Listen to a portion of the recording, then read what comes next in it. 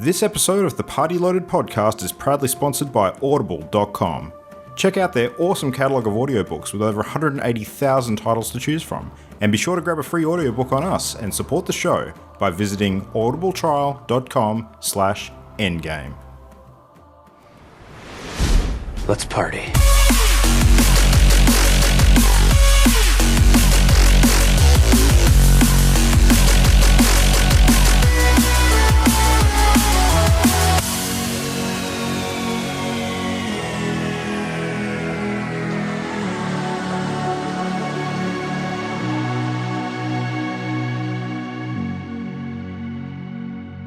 Hey, welcome back to Party Loaded. This is episode 57 for Wednesday, the 21st of December. Heading straight into the crux of the silly season. And to demonstrate the theme, we have three other people present tonight. We have Jam. Hello. Oh, hi. We have Mimo. Hello. And we have Ollie. Sup? And I can't remember if I said I'm Luke. Hello. All right, everyone. I know, it's one of those things. Long week. I think we're all ready for some holidays, ready for a break. So we got some cool games to talk about in the meantime, though, and we've got a little bit of unfinished business from last week as well. So looking forward to discussing our final party favourites for the rest of this episode. But before we do that, we've got tons of stuff we've been actually doing during the week. So let's tuck into a bit of that discussion. Now, there's one game that I know that we're all pretty keen to chat about because we're all going to be hopping off and playing it pretty much immediately as soon as we finish tonight.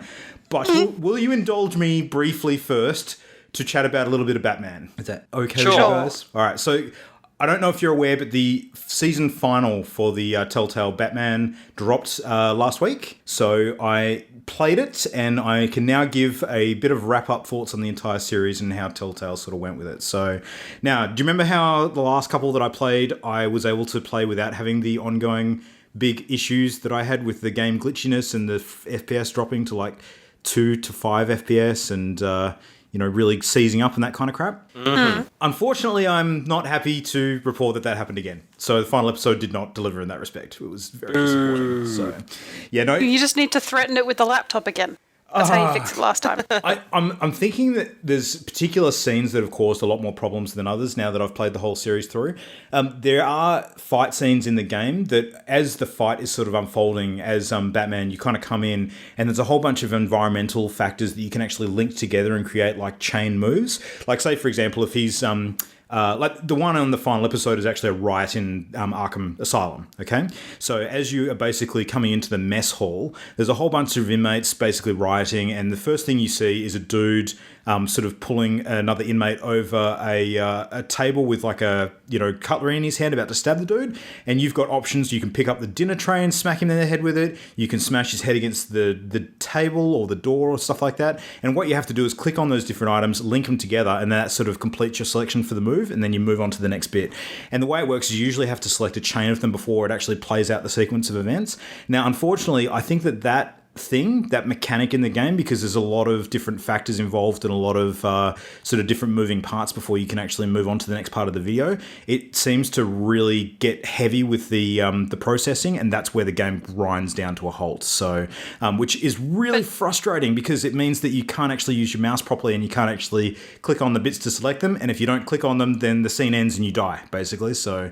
yeah. It seems silly that it would just be that, though, because you design the game around that. Like, it's going to, absolutely. That seems bizarre. Yeah, no, I agree. The whole thing's still a bit of a shit show. So That's disappointing.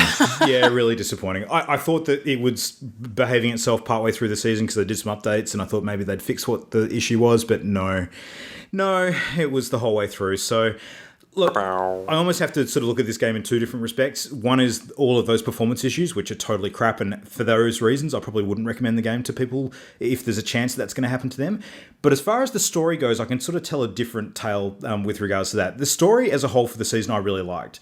Like the take on Batman, and it was very much an origin story, even though Batman was sort of established in Gotham and was fighting crime and that sort of stuff. But it introduced a few of the key villain characters in different ways to what we've seen previously, particularly the Penguin and... the Joker slightly, but Two-Face was the other big sort of player as well.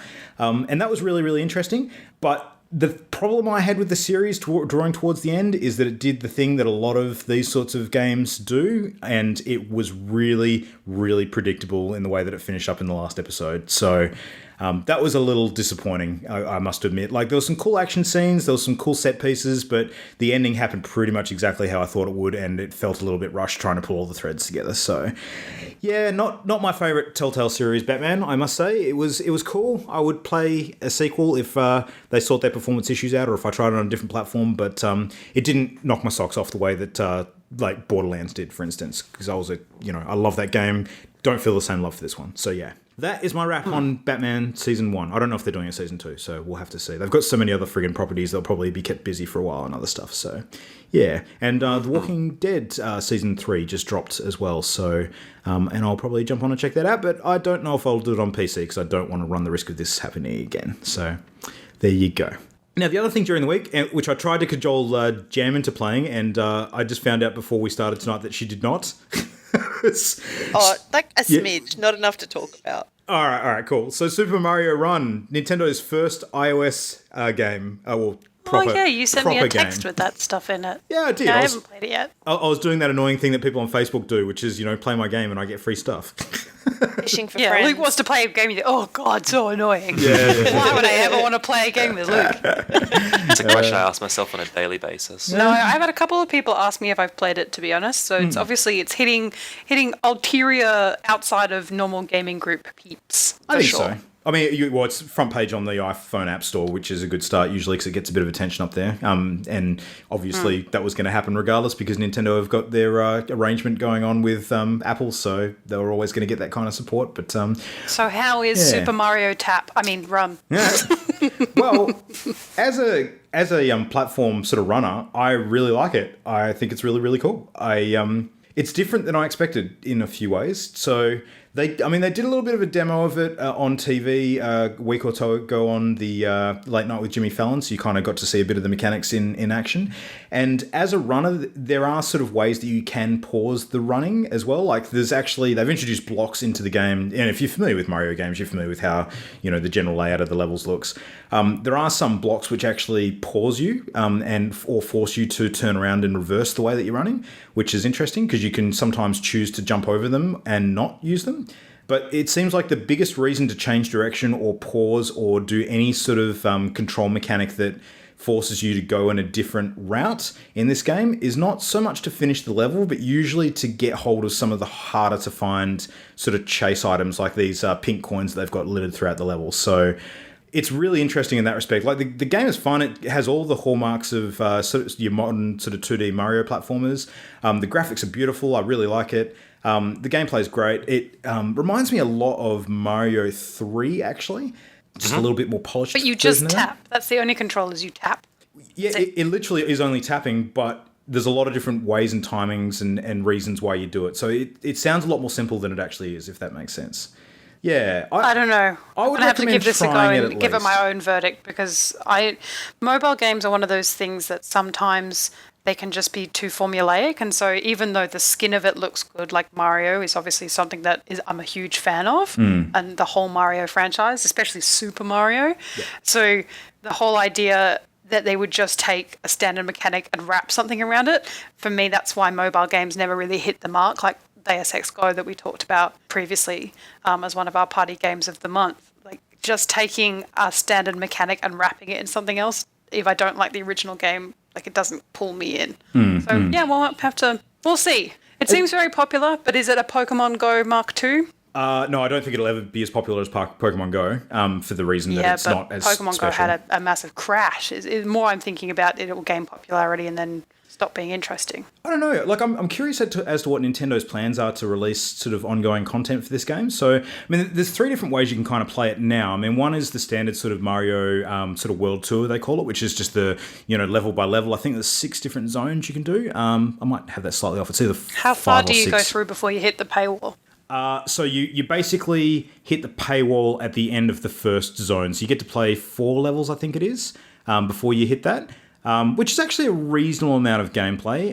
It's not too bad. And for those who don't know who we're talking about, it's free to play, so you can always give it a shot. But yeah, 4 levels you have until that you'll have to stump up the $16 US to play it. $10 US, $15 Australia. I believe. Oh, 15 Australia. Sorry, my bad. Yeah.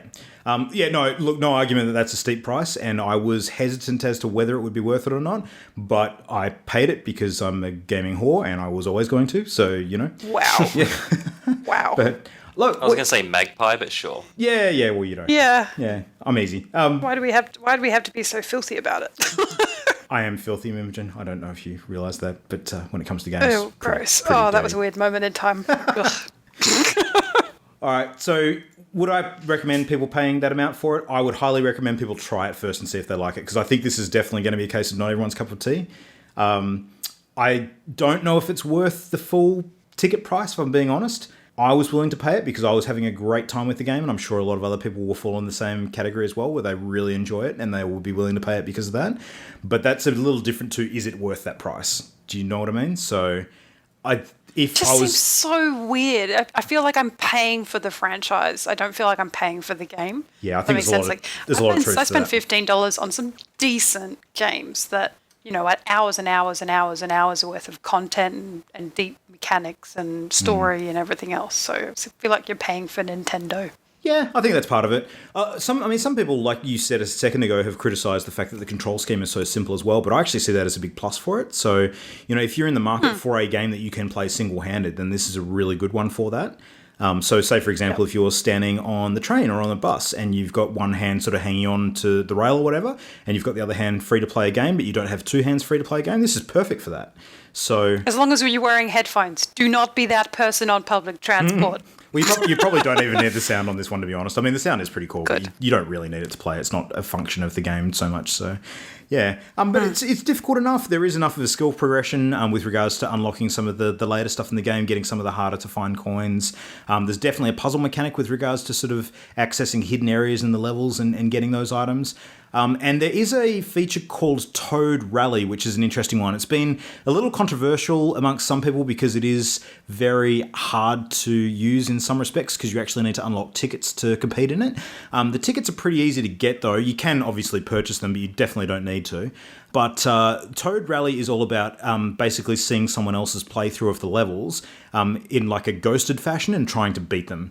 So you can also pull off cool moves and things and actually get toads cheering for you, which is like an additional mechanic as well.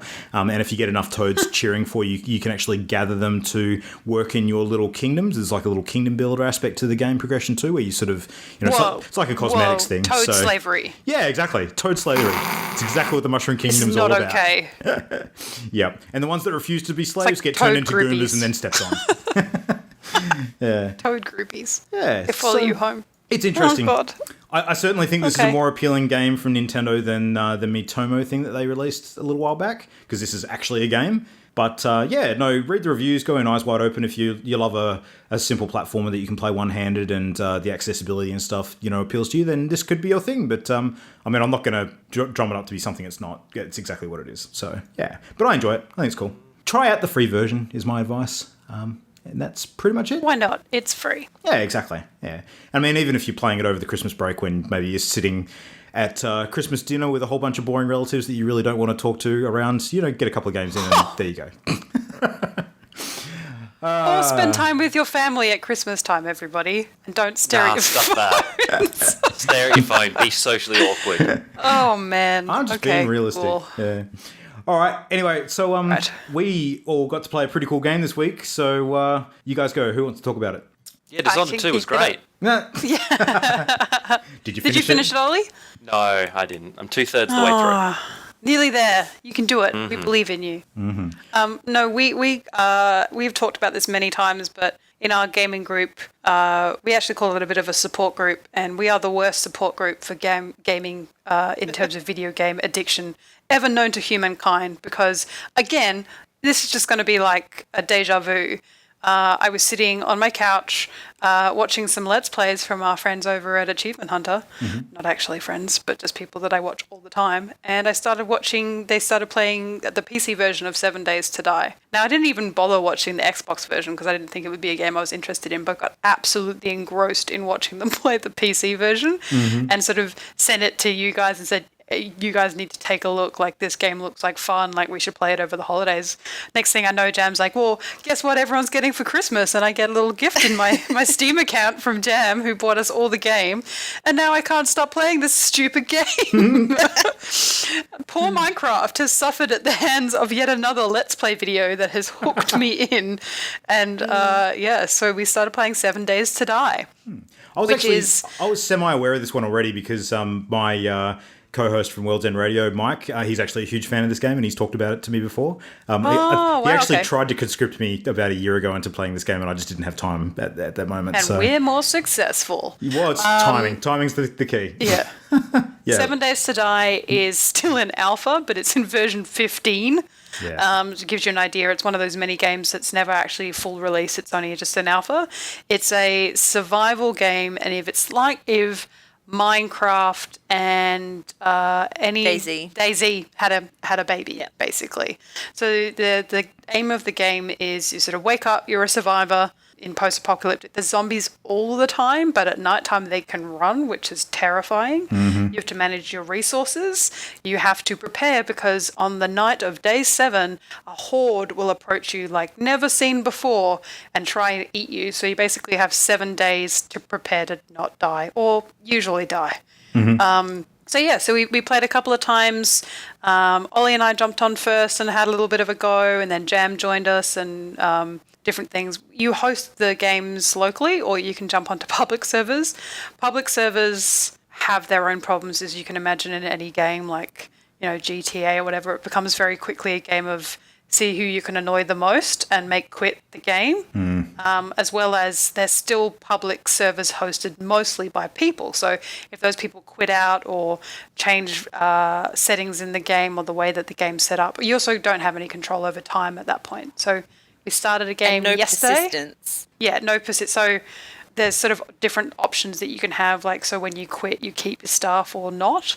And a lot of the public servers, you don't keep your stuff when you quit, and you just drop it on the floor where you quit. And so it's available in the world. But we started a game yesterday, which was the 4 of us, which was actually really cool. And we just sort of said, look, when all 4 of us can play, we'll play together. And we're on the morning of day 6, so we're just about to Is it to really experience day 6? Yes. It's the morning of day 6. Yeah. We got there We fast. played a lot yesterday. Remember the first 2 were just almost right off. Gosh. The most terrifying thing in the whole game, and I still have PTSD, is these zombie dogs. So once you wander around and there's like biomes, there's snow biomes, and that's why I say it's quite similar to Minecraft in that regard. But you'll find settlements, much like villages in Minecraft, which have infinitely more zombies, but the chances of looting things out of fridges and old hospitals and those types of things, and getting like books so you can learn how to make rocket launchers and fun stuff like that. With But the one thing gathering of that stuff, exists- there's a very Fallout vibe. I thought was very Yeah, that's very reminiscent. similar. Like you scrap things and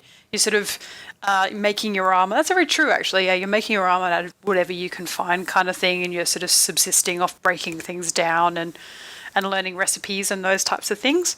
But the dogs only really exist in settlements, and they are fast and they do a lot of damage, and that's very unusually accompanied by zombies. And Jam and I got stuck in a town. I got killed by a dog. So then I rezzed back at my bedroll, and so she helped me try and get this dog. We got one, and then we got attacked by 2 zombie nurses as well and got trapped in a house. And it just gets to the point where you've died that many times that you just sort of get better about going back to get your backpack. And if you haven't laid down a bedroll, or you're miles away from your bedroll, you just see this little icon on your map where you're like, your backpack dropped. When you're dead, it's got all your stuff in it. And can you be bothered going back to get it? And then the most recent game we started yesterday, you don't all spawn at the same place. It's not like Minecraft in that regard. It's not the same spawn spot. So you can spawn, like I did yesterday, 4 kilometers away from everybody else. So you guys were all in like a similar location. Great. I was 4 kilometers away, and everybody instantly went, you're just going to have to die, Imogen, and see if you res closer. I'm like, I'm sorry, what? Yeah. It's the quick solution. So look out for a Let's Play video on our channel real soon, which contains a lot of screaming from Nemo running away from dogs. Oh, man. I was so grumpy, and I said to you guys before we started recording, I didn't realize we were actually going to use that footage, and so I pre-apologise because I am the grumpiest, whingiest video game grumpy player cat- that is grumpy known cat to Nemo. humankind. Super entertaining. Because I died sort of once just because I was being chased by zombies all the time, and then I went back to try. I spawned a little bit closer, started running towards people, and then I died at night, not able to find shelter. So I res in pitch black with no materials, kilometers away from my backpack. So I had to make the choice of just trying to run. And of course, you run out of stamina when you're running, and they can run at night. So I died 5 times, 6 times. I think it was in 5, one night. yeah. Oh God, it was brutal. Still yet to wrap my head around the mechanics of getting detected by the zombies. Like, do they actually detect movement or proximity, or does anyone know how that works I think yet? it's sound, proximity, and movement. I think it's a combination. It's the same as it's similar. A lot of people compare it to Skyrim, especially since when you crouch down, you get that Skyrim-esque hunted or unseen, like the little eye. If you've ever played Skyrim, it's either flat, meaning you're hidden, Right. or it opens up slowly as an eye, and then it's hunted. You can be sensed, which just means they know something's in the area, but hunted means they see you and they're running shambling over towards you. But I think we're doing pretty good. I think we're benefiting a lot from me having watched, probably 8 or 9 hours of that Let's Play. So I learned a lot from Mr. Jack Patillo in terms of base building. And we have a very spectacular home that we now call ours, which I'm fairly confident will survive the night, but we'll let you know, or you'll see it in the YouTube video. Yeah.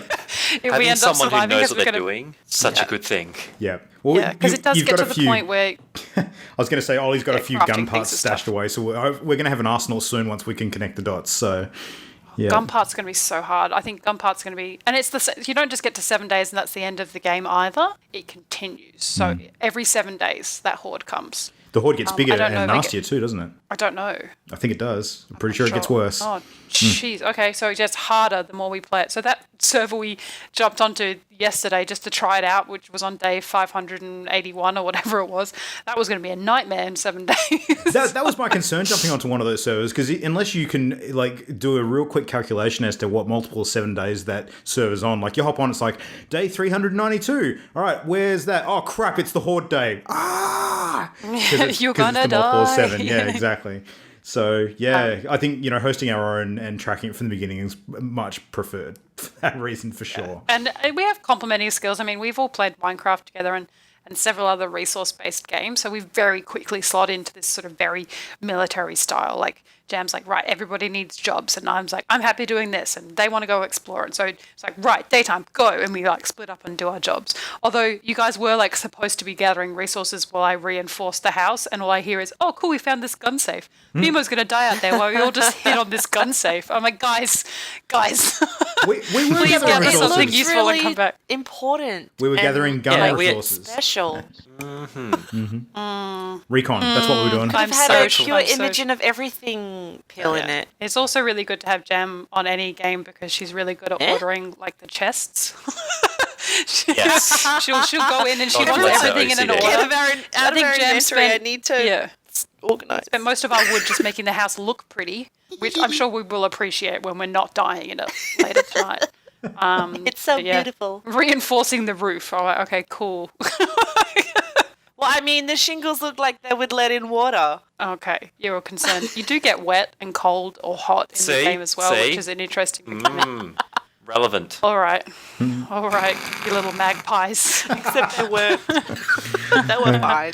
Recon team, yeah, let's do it. No, the exploring's the funnest part of the game, though. You just never know what you're going to turn up. It's just like, for me, it's And the the same. hunting. It's the same kick I get out of Fallout, like sort of going into a new area and finding really cool treasure hidden in places where there has no right to be anything good. Yeah. Have you hunted much yet? Not a whole bunch, no. Killed a bunch of zombies at bloody range, but grab your bow, you shoot the elk, and then you chase it across a few hilltops while it's trailing blood Right. until it bleeds out, and then you butcher it. But as soon as you butcher it, you're carrying tasty smelling meat, and the zombies become attracted to you. uh-huh. So if you're out for the day hunting from pretty much hour 2, you're You are in for being it. rather attractive. And You'd be you're so trying attractive. to chase these animals as they bleed out if you don't successfully drop them on the first shot. And Now, it's I good did fun. notice the It's game give us the tip that if you're carrying around sort of meat, that if you put it in a container, that's not a problem. Has anyone worked out how to do that yet? Well, I put it in a permanent container back at base, but I don't know if Yeah. it's anything we can carry that will obscure that. So we haven't found a 7 days Tupperware vendor somewhere yet. That'd No, be you cool. haven't. I had this weird thought yesterday, which I didn't actually talk through with you guys because I tried it and it didn't work. Of like squishing some grilled meat into a glass jar to see if that would stop it. But that cool. wasn't like an option to like merge those two things anywhere that I could find. So, Yeah. Isnet, please help us. If I can find like a Maybe- canning machine, I've got plenty of empty I was gonna cans. say we need the machine to assist us. We obviously haven't found the I right love how bench you yet. Yeah, I love how you scrap like one empty sort of food can and you get 3 pieces of iron from it. I'm like, holy crap! What are they making these cans out of? Yeah, it's a whole bunch. But yeah. Yeah. No, It's a good game. It's good. it's interesting game. If you've got a group of people you can play with, it's lots of fun. Or you can join our Steam community and send us a message if you want to come play with us. Mm-hmm. And we haven't played the versus each other part where you can sort of claim your own Yes, land. we and- have. Ollie Oh. was like, "Oh, I figured out how to load my bow with the arrows." Dunk, headshot. I'm dead. I mean, it wasn't, proper PvP, but wasn't appreciated. I meant more the It was land frowned claim upon. part. I just don't understand how if we ever play that mode, we're going to survive the zombie horde as well. Like, we will go hammer and tongs at each other and then just all get murderized on the 7th No, day. screw you guys. I'm running I 10 will be- kilometers away. Ninja Yeah, F at that until point. I need to raid you for your loot. Yeah, fair enough. I will funny. make Live it my that cave. existence in a nice little area. Yeah. Yeah. All by myself. Yeah. By a river somewhere. I could see it being a very good team game. I don't know how good the solo experience would be, but I think the team game really sort of raises your chances against the environment at the same time as having a PvP experience. So that might be the way to go. It could be interesting. Yeah. Yeah. Genuinely terrifying as well. Like you can be like chopping down a tree and a zombie snuck up on you, have no idea, and you just turn to your left and he's like, eating you. Yep. So I've learnt the art Game- of circle strafing Yeah. while mining. Yeah. keeping 7 your ears Days open. to Die a lot is cool game. Yeah. Super cool game. Yes, but the video will be coming out soon. I understand of shenanigans. Whether that's something you're interested in, but check it out. Yep. And we'll put some more time into that tonight. Looking forward to it. Speaking of putting more time into stuff, how's our Overwatching going? Because I know that Imogen and I have fallen out of favour when it comes to the competitive gaming because we're not as high ranked as some of the snobs on this Yep. podcast. Peasants. Oh, They're not snobs. They're good at gaming, Friggin' and we're not. one That's- percenters, That's the goddammit. line. Yeah, they are the 1%. They are the Hardly. 1%. Not even platinum. No, I'm just It's in a lazy top. pauper land. Got to get my ranks up. It's pretty, yeah. It's cool until you get cut off from the people that you want to play with. I guess it's just one of those things. Yeah. I understand That's the what we reason talked for about it. when they announced the new thing. Is that's the only downside, but we understand why it needs to be done. It's trying to make people not so angry in the game, and also like take away their need to sort of weight it if you've got lots of high level people and low level people, etc. Like that whole underdog mechanic they had. Yeah. So it makes sense, but it's sad. I knew when I leveled and we grouped up and I knew I couldn't choose competitive. I was like, oh, That's a thing. I'm a potato. Yeah, so I did my ranking. I completed my ranking matches that I spoke about last week, and I got 1 win out of 10 games, which is a new low for me. A new low. 2 of those were people quitting out of games, so I was super impressed by that. Wow. And the process was not exciting. I love the game, and like I said last week, I will always rank in Overwatch for the loots. But competitive is just getting really hardcore. The stakes are so high, and everybody is really keen to do their best. And when you're on the internet in that circumstance, that means you run into a lot of very angry people who are not very rational. But that's just online gaming, really, in a nutshell. I think the problem with the people that you run into who are like that is that everybody's got their own opinion on how things should be done, and they're only that. They're just opinions, and the number of them that are, disagreeing and have absolutely no real factual basis behind what they're asking you to do is incredible, and they get really upset with you when you don't switch to a particular character that you instinctively feel would be a really bad choice. So, I feel like if Or that someone you was don't know how to expressing, play. Yeah. Correct. Yeah, and that we had a big problem that Luke and I finished off our competitive ranking matches together. And we had one particular game where they were just harassing this person to play a certain character. And if that had been me, there's no way I could play that character. I'm rubbish at the particular character they were asking this person to play. Yeah. But I think what you're saying about that being their opinion, I think there's different ways to do it. Like I've certainly played competitive ranking games, same way as I have in World of Warcraft when you do dungeons with strangers. You encounter these people who are not only good at the game, but good at helping lead the team as well. And people who are like that, who are trying to be helpful and saying, look, nice try, that's a shame, or, those types of things, or at least level-headed, or saying, how about maybe if you try this, if you're happy to, or, just because you are a lot of the time doing it through text, like typing, if people were just a little bit more, had a little bit more team work skills, I think, in terms of playing, then I would be happy to listen to their opinion. But if their opinion is, get good or play something else, then I am less inclined to agree that is a good opinion. Yep, exactly. Leadership has an important communication element to it, let's just say. So, yeah, no, I absolutely agree. Like, if a few of the other people who were asking me to sort of switch characters were a little nicer about it, I might have considered it, even though I thought it was a bad option. Just to do the thing, to sort of reciprocate and say, well, they're going out of their way to actually be nice about this. I'll do it and we'll see how we go kind of thing. But there was a couple of times this week in particular where people have gotten real agitated when I've selected Symmetra on various maps. And I think that they've still got the old mindset And that was Symmetra... just us. Yeah. They've got the old mindset that Symmetra is just a pure sort of support defensive character. But at least a couple of those events, I went on to just play of the game and just murderize like streams of people. Just Symmetra is fucking awesome now. That character is so baller. I love the shit out of her. You can get play of the game and still lose the match. Yeah, no, in the instances I was talking about, they were deciding sort of turning points of the game. And if I hadn't have been playing Symmetra, they wouldn't have occurred. So, I think, we talked about this yesterday, but I think playing the game of Overwatch, people are like, I was so good in that, that's why I got play of the game. But play of the game really is, you did a really good thing that had, like I said, like a deciding part of the game. But sometimes it... You were cool for 10 seconds. Yeah, you look cool for 10 seconds so we can put it in a highlight reel, but there could be some on there who just battled their way through that match. So I think you have to be cautious about calling games because of the play of the game. Oh, no, absolutely. I mean, sometimes we've seen multiple times I've been on with you guys and Jam's, done something I've seen which was pretty awesome and somebody else gets to play at the game or vice versa. Yeah. They think somebody else should have done Jam's like, yeah, I should have got play of the game. A Bastion Ultimate or something of the sort that knocks out two Torbjorn. people at once. Yeah, that's great, but that person may not have been consistently achieving results for the rest of it. Very diplomatic term. No, but it's been really good, and because it's the Winter Wonderland pack as well, we've had lots of chance to play snowball fights. And Jam's favourite, the Festive Mystery Heroes, which is I love it. my least favourite of all time. I hate it. Every time you die, you get a new character, and I think every time we've played, there's probably 6 characters in the game that I either don't like playing or I have never played, and I get those guys every time. Like I don't happen to become. I've never been a diva in a mystery hero game. I've never been Winston in a mystery hero game. I've never even been Lucio or Mercy, who Clearly, you need to play it more. Yeah, but I think I got like Genji, Hanzo, like flipped back and forth in one game. I was just Genji or Hanzo, and I hate both of those characters.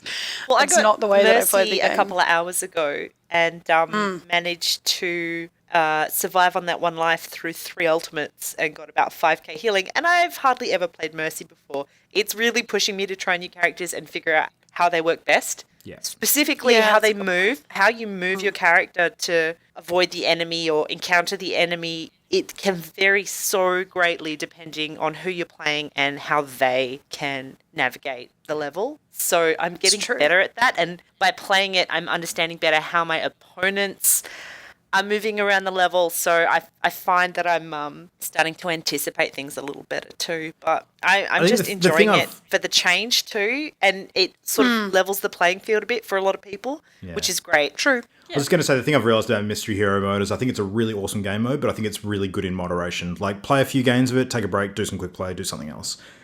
I don't think I could play Mystery Heroes all night. I would want to do something else at the same time. It depends on your luck too. I had a game today or yesterday where I got to play Soldier for the first 3 lives. Like I was Soldier, died, Soldier, died, Soldier. and Wow, I've smashed never it. had 2 in a row. Oh, it was great.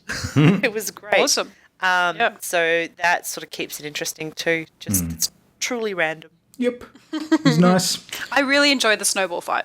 I know you guys hated hate it. it, but I hate it love it so much. I love it because I feel like it's a bit more of an even playing field. Like I feel like everyone again is learning to. I mean, I think if time goes on, it's going to be more difficult to play because people start becoming pretty pro at it. And we did have some trouble finding the game, so I don't know if it's particularly popular or maybe too popular. It hasn't been getting particularly groups. good reviews online. I think it's a mode that but had I love limited it. appeal. Like I'm not I enjoyed bad at it, but yeah, I don't know. I you got tired of survive. it real quick. So, Yeah, I'm good at surviving, and only just recently I've survived and actually contribute to killing other teammates on the opposite team. But I'm pretty good at being the last one up, so no pressure with everybody else watching me run away. yeah. I'm pretty good at that. It's your So, mercy skills staying out of the shit, basically. It's all yeah, coming to the pretty fore. much. Lucio, Mercy support characters. Just stay out of the way and boop stuff. Nice.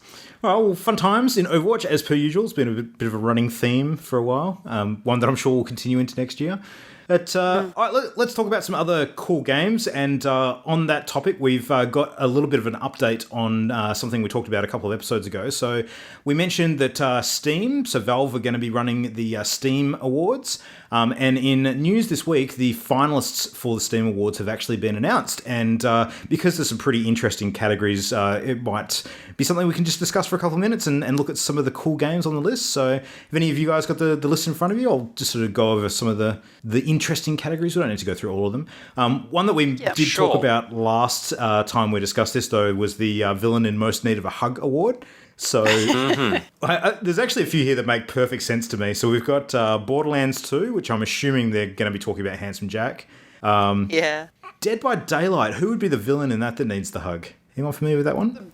Big bad Haven't scary played guy. it. Possibly. Far Cry 3, Far Cry 4. So that'd be Vaas. Pagan Min and Vaas. And Portal 2. This was the best villain. Portal 2 makes perfect sense to me, but that could be either GLaDOS or Wheatley, potentially. So, yeah, interesting one. Villain Most in Need of a Hug. We've also got the Test of Time Award, and there's not a whole bunch of surprises there. I mean, we've got Team Fortress 2 on there, Civ 5. Age of Empires 2 bonus. Yeah, I mean, Solid game. there's some very solid games there. I think that's a good indicator. What else? The Game Within a Game award I thought was quite interesting too. So the one that immediately made me go, oh, of course this is on the fucking list, was Tabletop Simulator. So stupid Yeah. that made the list. So stupid. It's funny. Witcher 3, fucking Gwent. Yeah, that's a good call. Absolutely. Gary's That mod. game. Gary's God mod definitely damn it. belongs to be on there. Yep. GTA 5, that was a slam dunk on there. That's absolutely fucking how many games? So within many games? game within games. Yeah. Jesus. Yeah. No, Gwent rules all. Yeah. Stanley Parable. I haven't actually played that yet, but It is good. that was an interesting one. So, yeah. It's hilarious. Any others that stood out for you? I noticed that Armello didn't Well- make it onto the finalists for the best use of a farm animal award, unfortunately. Yeah, I'm sad about that. And we need to try harder next year, I think, as a community of Armello supporters to get it nominated for something. I'm surprised it's not somewhere, to be honest. Yeah. I felt like there was a lot of support for it in the awards generally. Like I saw a lot of people commenting that they'd voted for it, but maybe it was just spread across too many categories. There are some massively popular games on these lists, though, so there's some tough competition. It's huge, and there's been some good ones. There's some ones that I'm surprised are missing, like the I'm Not Crying, There's Something in My Eye award. That Dragon Cancer seemed yeah. like it would be in there, but as Ollie pointed out to me earlier, maybe it just doesn't have a lot of people playing it, which is a shame. But I think it's people are a little bit worried about playing it because it's very real. Yeah. So I'm surprised that's not in there. But everything else, I mean, my favorite are the community defined awards. So when you voted for something, you could create your own, and they just sort of collated sort of groups together that they saw sort of natural trends. And my most happy moment was scrolling down this list, and there's one that community voted called Sit Back and Relax. So obviously games where you can just sit back and chill out and play, and there's Abzu in there, City Skylines, Euro Truck Simulator 2, which appears on the list so many times, and now I'm super interested to see what this game is. But most importantly, and I was super happy about, Mini Metro is on that list. Yeah. I am so happy to see an Australian game. It's a cool game. An indie game on that list, and a game that I love. So kudos to the Dinosaur Polo Club guys, because that game is just hitting balls out of the park everywhere. Yeah. And so I hope it wins that one. It's got some pretty stiff competition though, but I was so happy to see it. And yeah, so the other one's like Love-Hate Relationship. My We've got favourite Darkest category. Dungeon in there. Yeah, Darkest Dungeon in there, which is a game we played for Party Game of the Month. Geometry Dash, Super Meat Boy, which is self-explanatory because that game is ridiculously hard. But yeah, Dark so Souls 3. Yeah. Yeah, I just feel you like put it's a any of the nice Souls games on spread. there from what I understand. Yeah. Yeah, I feel like overall the Steam Awards, it being a voted awards, there is so much diversity in the games that have been nominated. There's not like one game that's on every list, or it's not like a repeating, because it's also not year specific. I feel like if this continues as being a voted thing, we're going to see this nice sort of exposure. I mean, I've already sort of Googled a couple of these games, and I probably will end up picking up Euro Truck Simulator 2 because it seems to be fairly popular, those types of things. So I really like it. I think the Game Awards generally, like actual Game Awards, were really good at recognizing lots of different games, but I think these ones are kind of cool because I think you're it's, getting such a bigger spread and such a, it means that games like Mini Metro can be voted for this global, recognition, which is awesome. yeah. I think one thing it recognises doing it this way and having things that are not necessarily released within a set framework of a calendar year is it kind of recognises more so that games are often living organisms that grow and evolve over time, particularly if there's further work done on them. And there are certain games that exist for, up to a decade that just have things added to them, and they sometimes have, resurgences in popularity because of, popular streamer playing them, or a piece of content that's released, or just, a theme just is back in vogue. And I love the fact that these things can just come to the fore again and get a new lease on life. It's really, really cool. So, yeah. Yeah, and something like the Steam Awards means that when No Man's Sky hit its stride, which I feel like is coming very soon, after that Foundation update, like you said, it's a living game now, and so it means that it may still receive recognition when later it's sort of a more fleshed out game, or it's drawn more people back to play it with the new Foundation update. I think that's a great way to put it. It's recognizing that games change. Like GTA 5, that game, oh my goodness, at this stage is unrecognizable from the game we started playing, 2 or so years ago now. So Oh, yeah. Yeah. The game is ridiculous. I just cannot believe how far it's come. Yeah. No, absolutely. All right, so in a not-so-happy bit of news, Ollie, what's going on over at Crytek? We've been hearing some troubling things last week or so coming out of that studio. So Crytek recently shut down 5 of its studios. So the Bulgaria, the South Korea, the China, and the Turkish studio. So they've got 2 left, I want to say. Oh, good. Germany and another one. I don't know the other one. They've definitely got one in Germany, though. But yeah, apparently because they've had issues paying staff and all sorts of other various little controversy bits and pieces here and there. Yeah. And so I think they're just sort of doubling down and reducing the scope of what they have. So these, in case you guys don't know, Crytek are the guys that made games like Far Cry or Crysis. You can see a theme in the name. So yeah, they've done some stupidly good stuff as far as pushing video game technology, like immense work in that regards. But yeah, apparently they're just not doing the right thing, so they're having to shut down a few bits and pieces around the place, which is a bit sad, but Yep. it's the way of the world, unfortunately. This time of year is never a good bit of news either. I mean, not that there's really any good time of year for it, but Christmas time, worst of all, I would say. Yeah. Indeedy. Nope. Well, on a brighter note, and sort of heading back to the topic of mobile games, I saw a nugget of news today that got me very, very excited, because if you're a Mega Man fan like I am, you may be delighted to know that it's just been announced that the first 6 original retro Mega Man games are coming to mobile next month. So that's going to be the original Mega Man from 1987, Mega Man 2, 3, 4, 5, and 6, all the way up to 93, I think 6 was released. They're all going to be coming to iOS, and I'm very curious as to how they're going to maintain the ridiculousness of how difficult they were on the original platforms. So I think a lot of these were on NES. A couple of them might have been on SNES as well, but holy crap, some of these early Mega Man games were hard. They were stupidly difficult. But it's, Hopefully they don't cannibalize it to put on mobile, though. That would be a shame. I don't. There'll have to be think they some have for the to. control scheme. There'll be a little bit of adjustment for the control scheme, but nothing major. Well, if you think about it, and this kind of dovetails off our conversation about Super Mario Run before. I mean, the original NES controller you had the directional pad as well as an A and a B button, but that was really it, because the start and select you can kind of discount from that equation because you've got different ways you can do that on phone. So as long as you've got the directional and then 2 ways to tap and do different options, and keeping in mind that you don't often use those 2 buttons a lot, like usually one of them's shoot and one of them's jump, and that's about it. I mean, if you can get past that, it's not too tough. So I don't know. I think if they can do things like put GTA 3 on mobile, which they have done successfully, then they must be able to do a simple control platformer like Mega Man. So, Yeah, that's a fair point. yeah, we will see. But I don't imagine processing power would be a big thing because these are super old games. I mean, they'd port over and not need a huge negligible. engine. Yeah, exactly. But yeah, so another good one to take around with you on the go, which would be cool.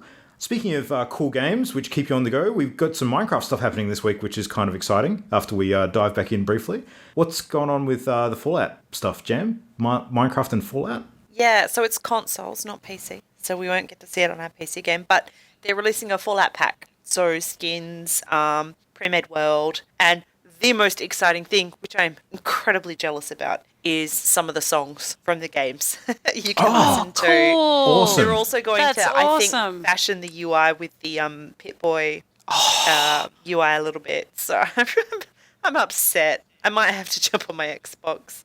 Yeah, I'll Oh, no, play, how I'll play terrible. Minecraft on Xbox with you for sure. Sweet. There must be, Yeah, this must yes. exist for PC, surely. There must be a mod out there for it. I mean, Oh, there already would be. Well, Like, mod, fan-made yes, ones, but yes. This is licensed, genuine stuff, and they actually craft a world around the game. Like, I've got the Mass Effect pack on Xbox. It's cool. You get your little N7 armor outfit and run around. I think it's great, and Man, I love that I would they're adding play the this crap content. out of the Minecraft as well on the console. You get all the skin packs, like holiday packs. You got pigs Yep. wearing Christmas jumpers. Yep. It all looks super great. It's just it feels so wrong to play on an Xbox when I can sit and chat to you guys and play on PC. But yeah, I'll jump on with you, Jam, for sure. Awesome. Down. In. We should do it.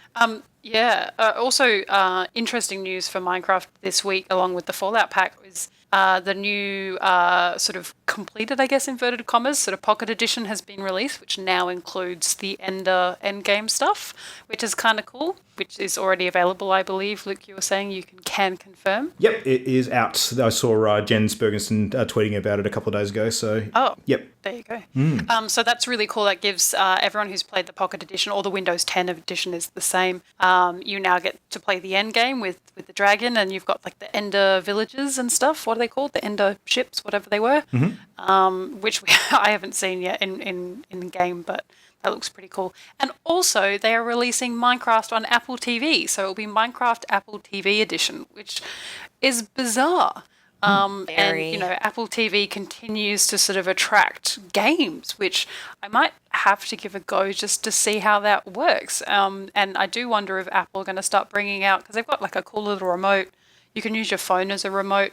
If they keep picking up games, it would be I would not be surprised to see them come out with their own version of like an Apple TV controller. So that you can play games. There's already like lots of little mobile games and things you can play on the Apple TV. Anything that you can use a simple sort of touchscreen and things, you can use your iPad and for lots of different things. But that's really interesting, Minecraft and Apple TV. It doesn't unfortunately have Realm support. So if you're playing sort of Minecraft on Realms, so you can't sort of start your own realm. So yeah, I'll have to pick it up and check it out. But that's also available now. I think if it was $19.99 US.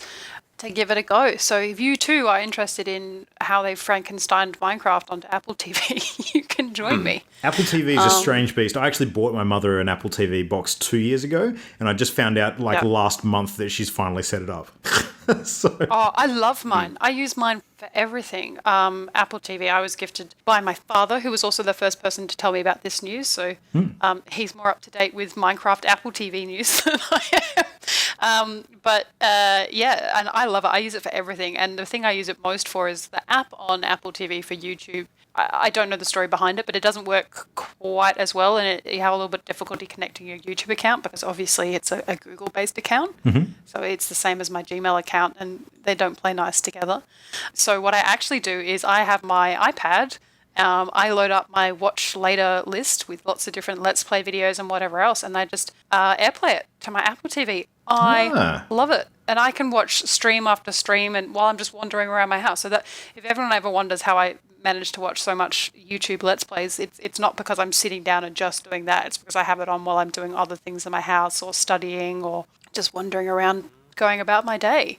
I love my Apple TV. So there's lots of cool little bits and pieces in it. So it'll be fun to see if it plays out and makes a real play for sort of apps and in-home gaming. See if they do the gaming route. One thing I can definitely see is just linking any Apple device as a controller. Yeah, I can see them putting Any an iPad, interface. any iPhone. Yep. Yeah. Just download the controller app and done. It's horrible to say, but it will achieve what the Wii U was trying to do and potentially what the Switch will try and do in that whole idea of, you probably already got an iPhone or an iPad, or even maybe they'll allow tablet support, I don't know. But you probably already have those devices if you have an Apple TV. So it's really easy for them to implement games and use them as a controller because it seems like such great value because you're just paying for a game. You've already got all the controllers and everything that you need. And now it just does more things. So the best thing about Apple TV is whilst you have it, they keep upgrading these features and it's getting awesome. I love it. Highly recommend Apple TV. It's not really a gaming related thing. Well, maybe it will be. But yeah, Minecraft on Apple TV. We shall see. I have to get you to give me a slightly closer demo of your setup when I'm wherever next, Imogen. That sounds intriguing. That's really cool. I don't know if mine's ideal, but yeah, no, I will. I love it. Sweet. It's just convenience, but it's because I have most everything Apple other than my PC gaming setup. Yeah, cool.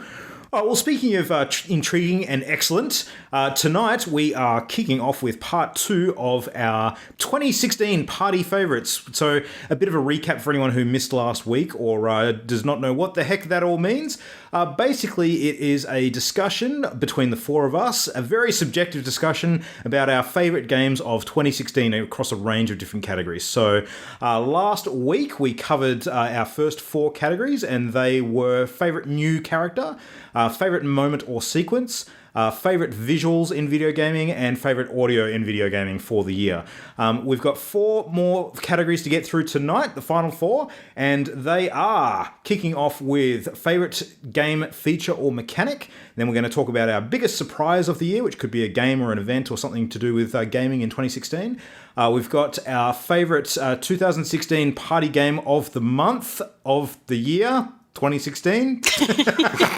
Basically from our ongoing series. Yep, exactly. And then we'll wrap up with our favourite game of the year, of which we'll all have some interesting things to say, I'm sure. So, all right, let's tuck in. Ollie, you are first up tonight, mate. So what are we going to be doing first? So first up, we are talking about our favourite game feature or mechanic. So this could be a particular piece of the game that they've done particularly well, like they maybe had a quirky little mechanic that just, or something new and fresh that worked really, really well, or it had like an individual feature that also, again, worked well. Maybe it was unique, maybe it was just a not reinvention, but a nice streamlining of a previously clunky concept or something like that. Yeah, absolutely. All right, should I list some of the things off, or should we just jump into what we want to pick? Let's list a few of our favourites as we go, I think, because there's probably going to be a few that we've all considered.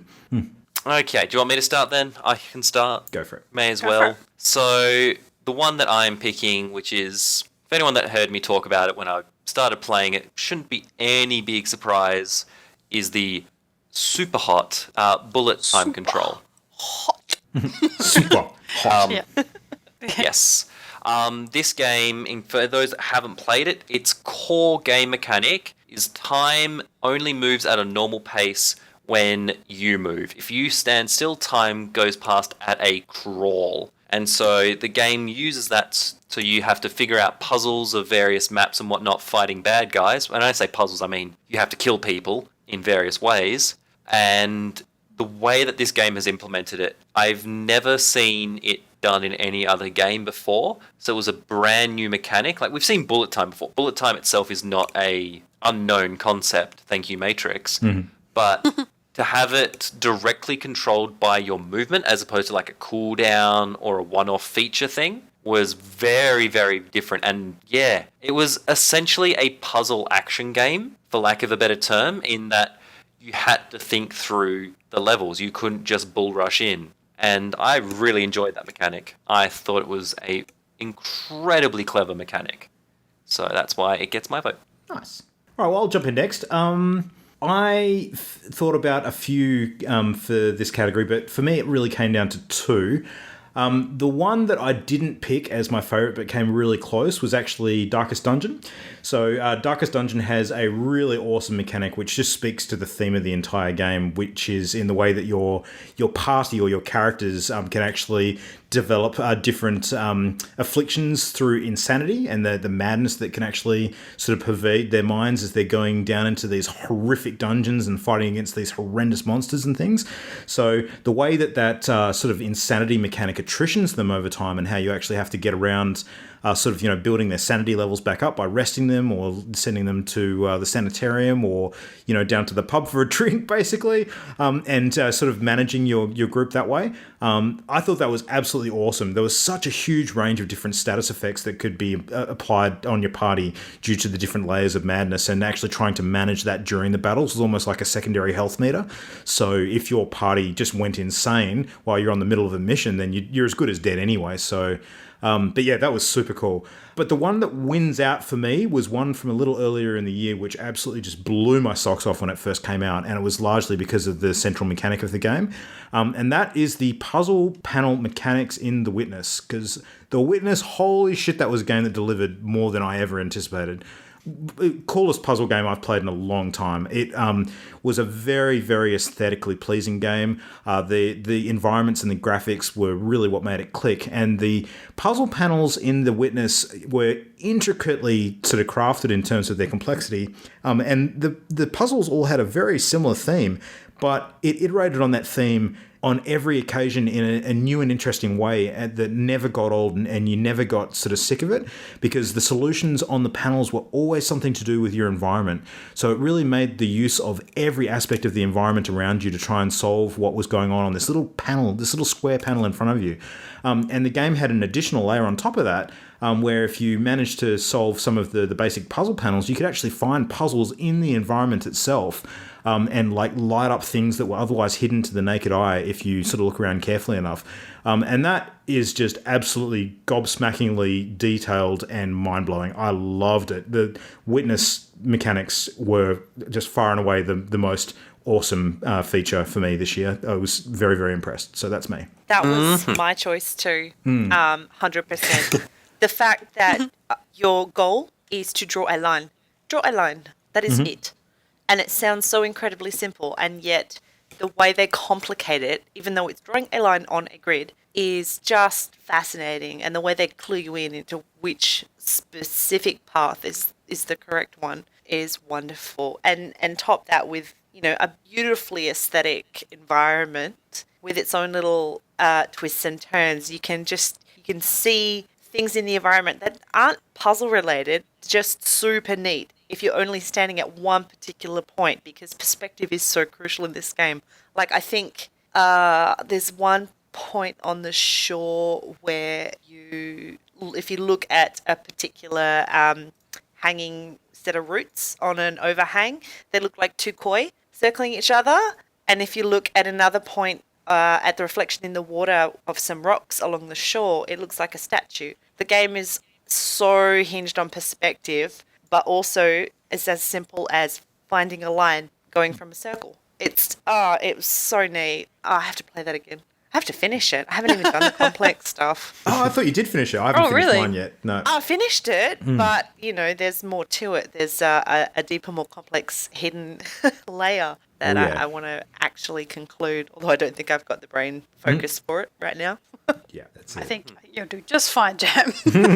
Aren't we a neat little bunch of gaming friends? Because mine tie into things that have already been mentioned as well. So my notable mention is also Darkest Dungeon, because Super Hot. Now I've spoiled the ending. Super Hot, because I don't like shooting games. I don't like fighting games. Overwatch is pretty much the only exception. But the bullet time control in that game was so good. And along with the art style, it was just super cool. I loved that game. And I mean, again, I got gifted that game because Ollie was so sure we were going to love it. And it was great. And I still go back and play it sometimes, like hop on and just give it a little quick go and do the puzzles. I've not finished it by any means, but the mechanic I think is so clever and it made me feel really badass, like when you get like the replay of how everything happened. Oh, Yeah, yes. I'm pretty cool. Like I'm such a ninja. It's like choreographing. You kind of have to figure out what the choreography of this fight is going to be, and I really love that. And I've already spoiled it, but my favorite game of mechanic is the Darkest Dungeon. Not just the insanity mechanics necessarily, although that's such a huge part. It's the knock-on effect. So it's the idea that after I've played this game for many hours, I would restart the game and play it entirely differently.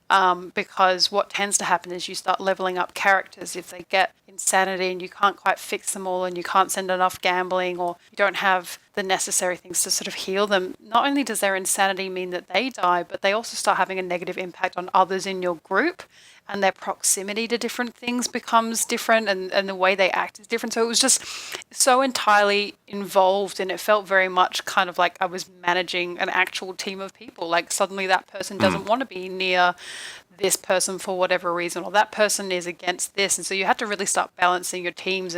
And for a game that seemed very simple at the beginning, it started becoming really complicated, but in a great way.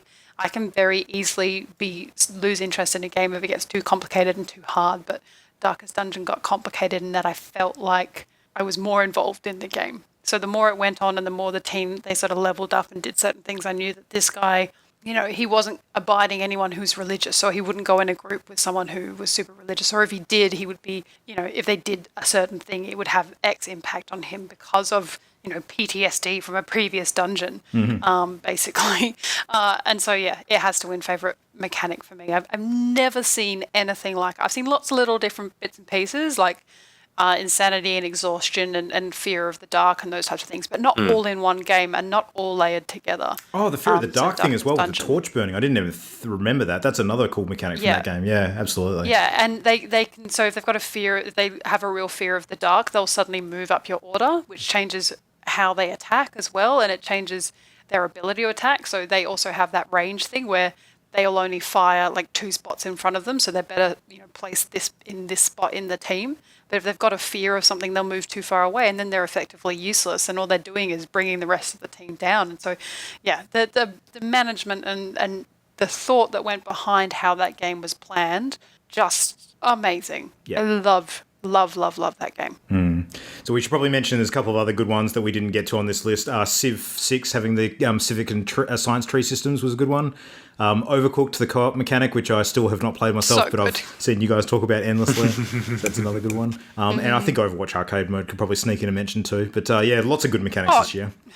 Pokemon Go AR does have to be mentioned because that's changed the game in a lot of ways for gaming, but I don't know that it would have been any of our favourites, but could have been somebody else's, I guess. Convenient that you said that, because our next category, biggest surprise, which is game can surprise you, something about the game or the industry.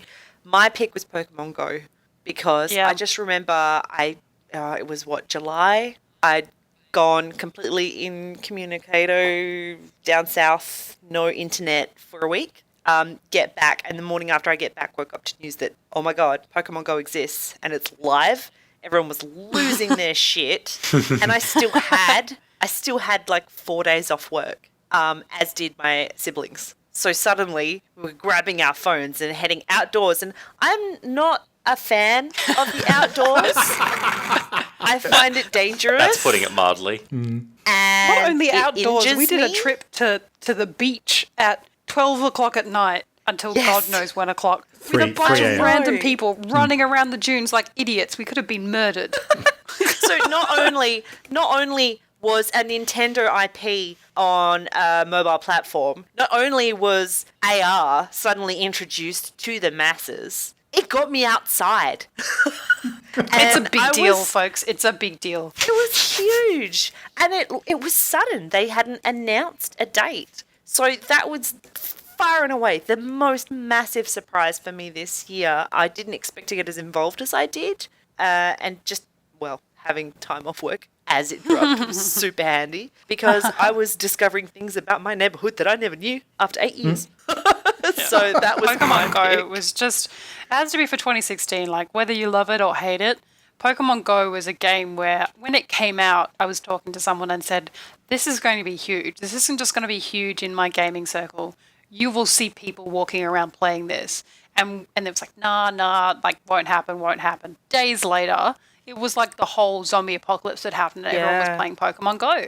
Everybody was playing it. It was nuts. And I remember here in WA, our schools hadn't gone back yet. It was still school holidays. So that dread of what was going to happen when the kids went back to school. But yeah, such a great game. Massive. Yeah, my surprises this year are two different ways. So notable mention is, and I've already mentioned them tonight, Mini Metro was a game that I picked up because I heard about it in the Indie Showcase and thought it was going to be just a nice little thing that I would try. I adore that game. So it's a big surprise to me because I'm not a massive mobile game fan. Most of the games that I play on my tablet or my phone are actually things like Hearthstone, so like bigger games that just have mobile versions. But Mini Metro was so simple and so beautiful, and I love it. And it's fully deserving of being nominated in the Steam Awards in that the sort of chill out section because I play it to relax. So after PAX and the craziness of PAX, that's all I wanted to do was just sit down and play Mini Metro. So it was a huge surprise to me that a game would come along like that. That has held my attention. Like I'm still playing it almost on a bi-daily basis. So, but the biggest surprise for me and most exciting thing that happened this year was the announcement of the Nintendo Switch. Because I cannot express to you how much of a Nintendo fangirl I am if they can do it right this time. Mm-hmm. And it seems really exciting. Everything about it is exciting. I've never watched a Nintendo announcement and gone, oh my goodness, I need this. Other than for the Switch, like I wasn't excited about the Wii. I didn't really get on board with that, and I'm still not a massive fan of the Wii generally. But the Switch and its capabilities and its the possible ways that it can be used, and the more I'm hearing about it, the more excited I am for it. Especially because it's going to have a new Mario title, which is really exciting, and a new way to play, and also seems to be attracting some of the AAA titles outside of the traditional Nintendo suite. So for me, that was my biggest surprise, is that Nintendo Switch might actually deliver a console for Nintendo that we as Nintendo fans have been waiting for a long time. When it's released, we should organise a roof party to celebrate. We have to all be trendy. We all have to be trendy 20-somethings, and we're all older than that, other than maybe Ollie. So. That's true. I'm still in my 20s. Woo! Yeah. Youngin. All right. Yep. Go, Ollie. All right. So mine, for me, my biggest surprises. What did we got? So I was actually quite surprised by Overcooked. I did not think I was going to like it because someone described it to me as a kitchen manager, and I was like, oh, that sounds fun. And then I loved the shit out of it and got to get my Gordon Ramsay on, so that was fun. But for me, mine is a somber surprise. For me, it was actually the I will say respectful tone that Battlefield 1 took to Warfare. And the reason I say this is, in a lot of movies and a lot of modern entertainment, Warfare does get particularly glorified. It is seen as like this glorious thing and whatnot. And don't get me wrong, there are movies that obviously and entertainment things that do the opposite of that and actually show the brutal horror of war. But those aren't really the majority. And they're not usually the big popular things either. Recently that seems to be a different change with like Dunkirk and Hacksaw Ridge, stuff like that. And yeah, Battlefield 1 for me, the opening cinematic alone, where it's just like, you are going to die. You are a dead man. It is a matter of time until you are a dead man. And you had to die to finish that opening thing. And just the sheer futility of it all, as well as then going, yes, this war is actually horrible. Because World War I was not like they're the bad guys sort of thing. Like, yes, they're bad guys to you, but World War I was a very morally grey war, which is why there hasn't been a lot of games or things about it. Because World War II was very much like, no, look at those evil pricks. They are clearly evil. Let's shoot some Nazis. And that makes sense, because everyone likes being the morally superior person. But World War I was very much a grey war as far as morality is concerned, and all that sort of thing, because it was fought for like territorial reasons and all the other political reasons rather than they're evil people. So I genuinely liked the take of on World War One that game took to it in the campaign and in the multiplayer as well. I thought it was actually really nicely handled. So for me, that was my biggest surprise. Life I is think super it's cheap. being on the outside of being on the outside of Battlefield 1, because that's obviously not a game that I would play. But it even on the outside, the treatment of the war is also like a big surprise for me. Like, I think it's been done really well, and it's lucky for them, because I think if it was done badly or it cheapened the experience, that it is an area that, like you said, it's not being done because it is a grey area. So yeah, I think even on the outside, people who haven't played it hear that the game is good, even if the mechanics and the shooting and, it's difficult and all of that, just the narrative of it has been done really well. They've done a spectacular job of that. So kudos. All right, well, I'm going to start off very, very briefly by mentioning two of my complete not surprises of the year, and one of them is actually Pokemon Go. So the reason why I'm listing this as a not surprise is because I think I was probably one of the only people I knew who saw this coming and actually thought it was going to be fucking massive, and nobody else seemed to know that it was going to actually do this. So I So just you're didn't going to care award enough. it the "I told you so." I'm totally giving this one an I told you so award. The 'cause reactive "I told you so." So I would have told you so if I'd thought to speak it out loud. I told you was so. talking about it way earlier on in the year. You could dig I past. thought it was You were cool the before first it was person. mainstream. Yeah. He No. likes their old stuff better than their new stuff, guys. I think the biggest surprise for me with regards to Pokemon Go was that they didn't have more features in the game that emulated traditional Pokemon games. But as far as it being a runaway success, as soon as I found out it was happening, I was just like, Pokemon, collectible nature of this game plus mobile devices plus Nintendo, how the fuck is this not going to blow up? With the AR stuff as well. I saw the trailer for that game and I was just like, why aren't the major news sites covering this? I think it's madness that they're not on this already. And then as soon as it took off, of course, everybody got on board very, very quickly. But I was kind of shocked that they weren't aware of how big it was going to be beforehand, because I could see it coming a mile off. But anyway, enough about that. The other not surprise of the year was the whole No Man's Sky debacle, which was a disappointing one nonetheless. But a lot of people seem to be surprised by that, and I just don't see how they could be, because the writing on the wall seemed to be very clear early on. But that's another thing that I think will define this year in a not so great Really? way. But yeah, I don't know. I'm going to play back the episode where we talked about No Man's Sky coming out and just double check and fact check that I told you so on that one. I'm not saying I told you you so. very I'm just much. saying that I was hopeful, but very, very expectant that things were not going to go well. So Expectant. yeah. You Anyway. were expectant. Okay, Anyway. cool. I'm making a note. We'll fact check. We'll get back to you in the new year, team. All right, we want to talk about actual surprises. An actual surprise Sure. for me, not my top one, but an actual surprise for me was how Since goddamn that's the good, category. how goddamn good Doom ended up being. That was a good, nice surprise. So, Doom was one that came out of nowhere. Like we thought it was going to be horrible after the the multiplayer beta didn't really hit the ball out of the park, but that game ended up being solid, and I think that was a really, really nice surprise. But the biggest surprise for me this year, and it's a bit of a negative one, unfortunately, but it actually did quite shock me because I didn't expect things to go quite this way, was actually how things ended up going down for The Division.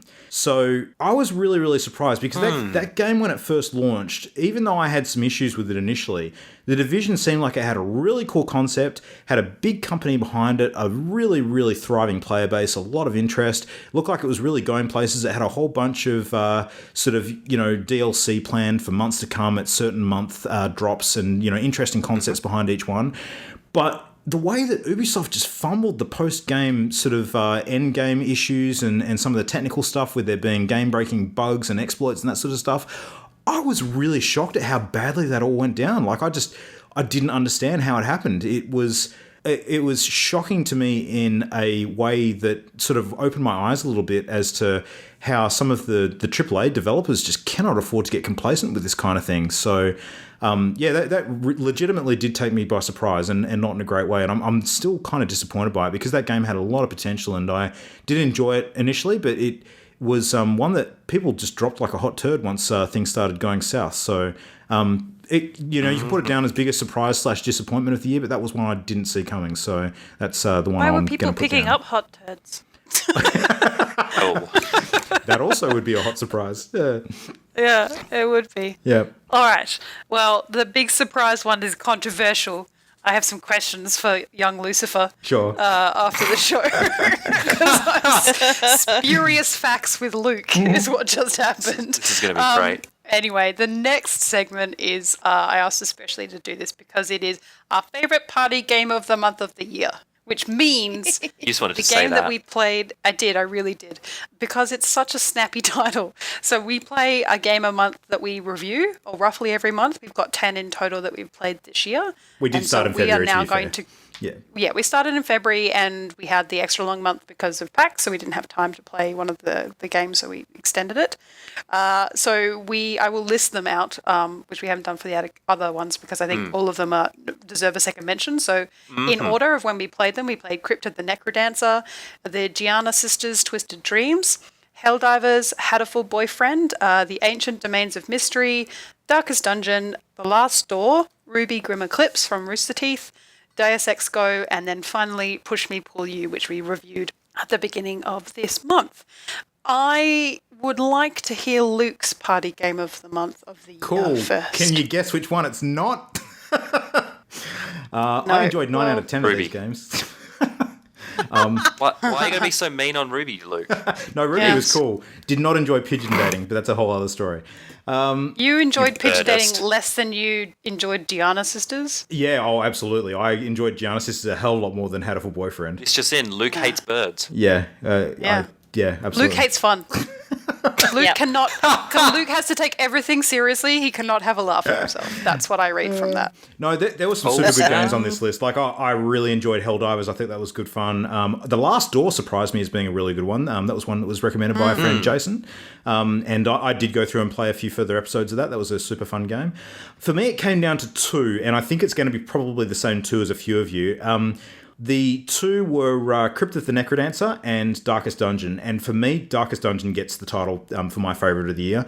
Cryptid the Necrodancer, super intense game. Love the music. But Darkest Dungeon, it just had the full kit and caboodle when it came to all of the mechanics just working in such an amazing way. So I talked about it a little bit of it before. But for a game that... You know, it was released as an indie game. It clearly was not a huge studio working on this thing. You know, the graphics were rudimentary in a really nicely stylized kind of way, very artistic, but not overly complicated in any way. But the theme, the audio, the mechanics, the actual gameplay, the ease of play, and that you can sit back and actually play the whole thing with just your mouse. You don't actually need to, be full hands on a keyboard. The amount of hours you get out of the game and the level of difficulty, it was just the full package. I loved the shit out of Darkest Dungeon. It just blew me away. So it was far, far better than I thought it was going to be. So that one gets my favourite party game of the month of the year without a question. So that's me. We should come up with a cool acronym. Someone figure out what that spells out. All right, Oliver, you're up next. Oh, I was figuring out the acronym. Fuck. That's not the acronym, by the way. Let's just call it the fuck category. Yeah. So my favourite was Hatterful Boyfriend. No, that's a lie. Sorry, I can't say that. So yeah, my top two were also Darkest Dungeon and Cryptid the Necrodancer. Shocking twist. I had a lot of fun with Helldiver and Deus Ex Go. I quite enjoyed them and was a little weirded out by Push Me Pull You. But yeah, for me, and the reason I'm picking this one is I explained this a bit earlier on before the podcast, is I love Darkest Dungeon as well. It is a brilliant game, don't get me wrong. But for me, I'm going to give it to Cryptid the Necrodancer. Simply because Darkest Dungeon is a game I played regardless, and I knew I would like. It wasn't anything super out there for me. Cryptid the Necrodancer, if you showed me this and went, look at this game, I'd go, no, thank you, close page. Don't need to look at that, that's fine. But I played it because of this, and I really liked it. You're welcome. Genuinely enjoyed it. And that's why it's getting my pick of the year, because it's a game that I would not normally play, and I had immense fun with it. It's kind of the whole theme of this whole segment, isn't it? It's worked well. Yeah. I mean, that was the whole point of Party Game of the Month, so... Yeah, so Cryptid the Comfort zones. Necrodancer gets my party game of the month of the year. Just because, it was such a left field game for me that, I wasn't expecting it to be good. Darkest Dungeon, for me, is a much more polished game. It's a much more my style of game. But, Cryptid the Necrodancer for surprising me so much. Gets my vote. That's Awesome. my pick too. I loved it. Oh, wow. Go for it, Jam. So, Such same a novel reasons. concept. Just funky music, neat little dungeon exploring thing. And it's one of the few on this list that I've kept going back to consistently to get a hit, because I see it on my Steam library and I go, oh yeah, I could play that for 20 minutes. See if I get another level further than I did before. It was very surprisingly enjoyable. And the music is fantastic. It's just fantastic. So Love the good. music. Yeah, My honourable mentions would be The Last Door, which I really loved. Darkest Dungeon was great fun. That was good. And yeah, a little bit of Push Me Pull You, which was hilarious. You did enjoy that game much more than I expected Too you to. much. Yeah. Night Crypt of The the sound effects Necrodancer. is- Yeah, so Crypt of the Necrodancer is on my notable mentions because I enjoyed the game and I recommended the game. It was my pick for Party Game of the Month because I was interested in playing it and I needed an excuse to play it. But I listened to that soundtrack on a weekly basis. Fuck yeah. So for me, it's a notable mention because it's Danny, I'm going to pronounce his last name incorrectly, Baranowski. I think it is, who is an absolute champion. And as soon as you hear the music of Crypt of Necrodancer, you're going to hear his music elsewhere. So if you are a fan of chip tunes or others, you hear little bits and pieces and you just know that it's his style. Even if it's not him, it's, emulating him or, those types of things. So just amazing. Notable mention. I actually went through 2 solid months of playing Hearthstone with that soundtrack on in the background. Oh, that would be sweet. Yeah, I clean my house to that music Yeah. when I'm not watching Let's Plays. So Do you I love step it. on the I absolutely tiles love in it. the way that you do in the game in your house? I dance around my house. The metal bit, like when the metal bit comes up, which I think is around the 42.20 Yep. minute mark of the soundtrack. I love that bit. It's so cool. You have a boss fight with Just your makes me bin feel like when a that comes badass. Yeah, I have a boss fight. Yeah. That's when I'm cleaning the bathrooms. But also, see, I was going to choose one game, but the way your attitude towards this list makes me love this game even more. So Darkest Dungeon was going to be my pick. Darkest Dungeon was going to be my pick because I love the game, but I've already picked it in something else. So I feel justified in picking my other game that got chosen, which is Hatoful Boyfriend. Oh my and God. it is my favorite party game of the month of the year because Controversial. I wanted to play this because it's controversial. Because I wanted to No, play I'm this not. game. I thought it would be hilarious, and it was. It was so much fun, and we talked about this game out of the podcast much more than any other game in terms of what we chose, why we chose it. It's bizarre and unreal, and it's so weird. And I somehow ended up getting an ending where I didn't date anybody, or potentially that I was a gay bird. I don't know what happened, but I Was it started. you that started a gang? I started a scooter gang. Yeah.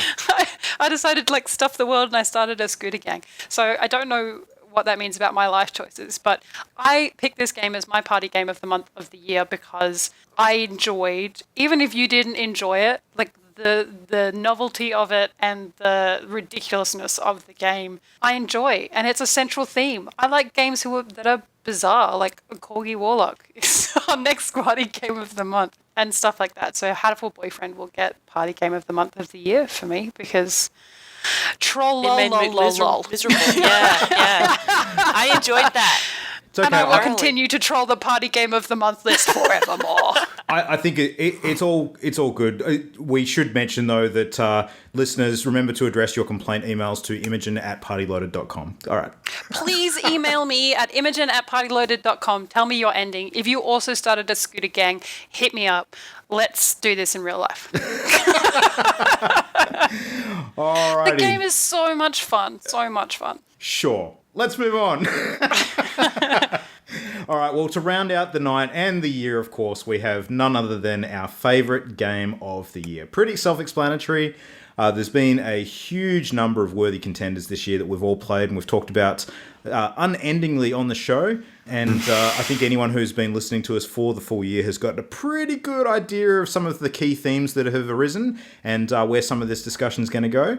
So let's kick it off without any further ado. Jam, do you want to start this one? What is your favourite game of the year?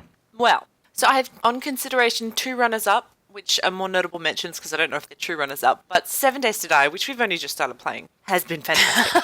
And even though it's Because only we're an alpha... magpies. Yeah. Oh, I know. We're having so much fun with it. It's just been... I wasn't expecting to have this much fun.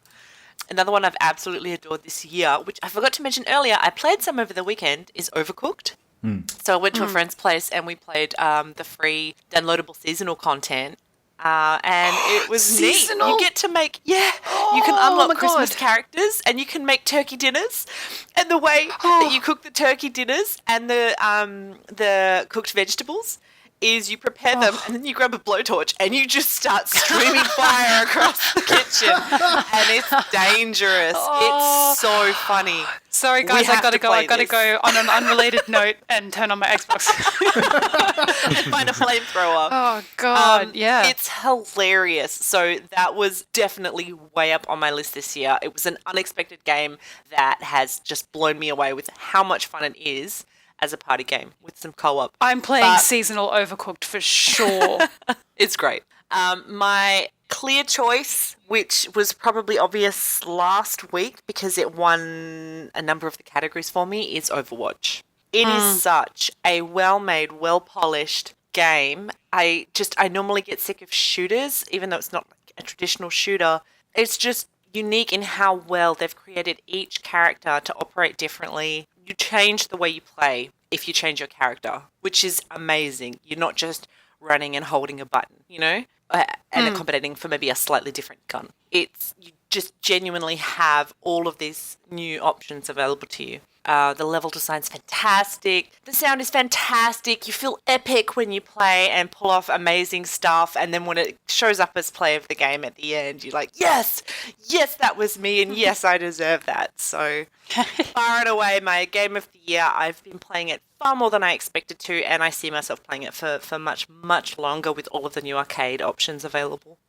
Nice. Yeah, for sure. All right, Ollie, shall we go with you next? What's your pick? Sure.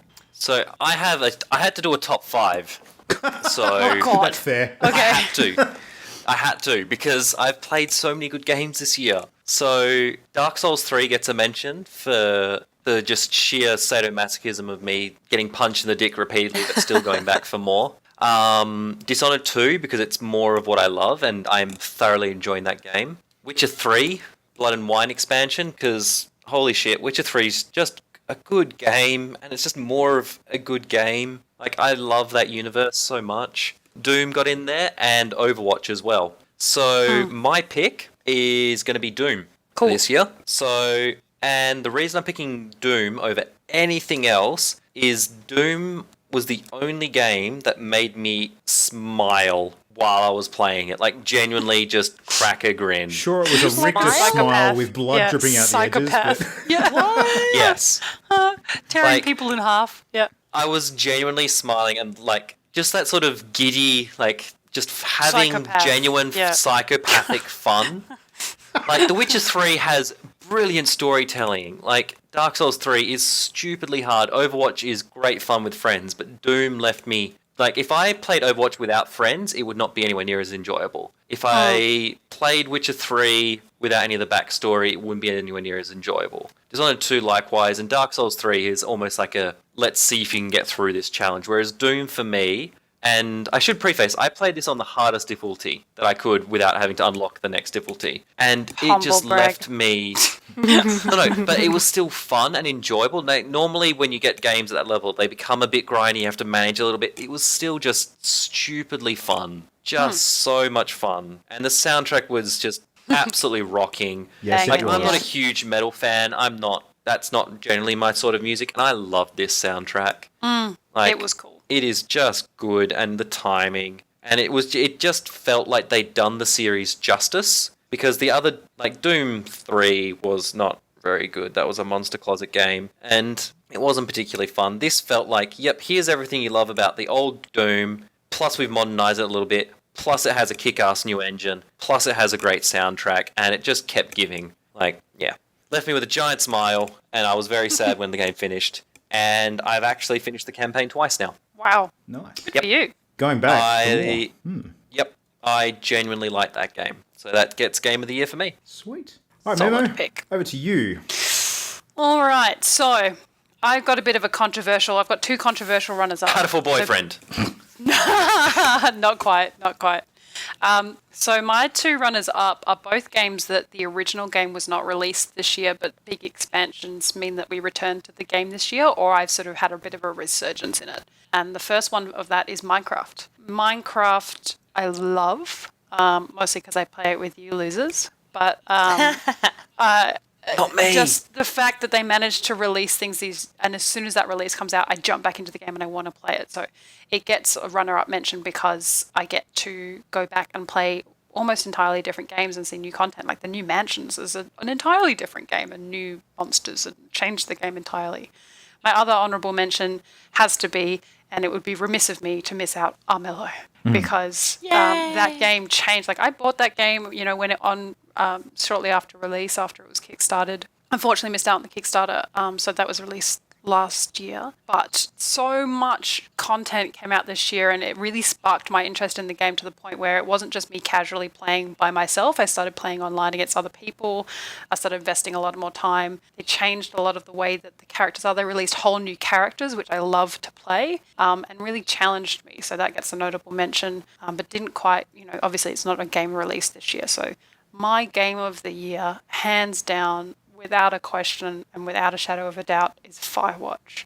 That game was astounding for what it did in narrative telling, which wasn't a lot. It used your actual emotions and your actual experience to put yourself in a position where sometimes you were making decisions where you realized, like the awkward moments, like the pauses that you have in conversations with Delilah, the choices that you make, the point at which, like I said last week, where the game got super creepy and I actually got genuinely freaked out. Like I didn't know what was going to happen. Was the game going to change to be this horrible thing that I hated? And it still delivered. Like it wasn't a letdown, and it wasn't this horrible game that I hated. It was better and it was more. So Firewatch for me was a type of game that I've never played. I've never played anything like it. I still can't. Even after we finished it, I was really sad. It was like finishing a good book. And, maybe that's just because I don't finish a lot of games, so I don't know what it feels like to finish narrative games. But Firewatch has to be my favourite game of the year. If I could play it again and have the same experience, I would, but there is no option to. So I hope there's a Firewatch 2 or something else that comes out from them soon, or a similar game if someone else can emulate that story. Please do. That was just so great. I cannot wait for you to play that game, Jam. I want to talk to you about it so bad. It's on my to-do list for my holidays. Good. How big's that list? God damn. Oh, damn. Don't even. Oh, damn. It hurt. Well, when I think about this year and some of the best games that came out this year, I think one thing that really stands out to me is how well paced all of those top releases were. It's not like we had a case in 2016 where there was this glut of quality towards the back half of the year where we often see the AAA season sort of between, September, October, November sort of period where all the best stuff comes out.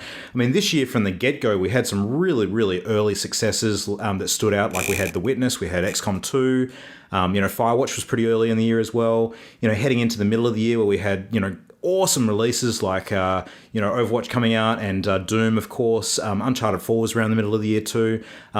Before we even headed into the back half where we saw things like Inside and some of the later ones that we spent the last couple of months talking about. But man, just so much good stuff this year. I was torn between, a number of them at different times, but if you listen to one of the things that I talked about quite a bit last week, you would think that my favourite game of the year is going to be Uncharted 4. It's not, but it came damn close. And I've got to say, from a technical perspective, it might have made the cut.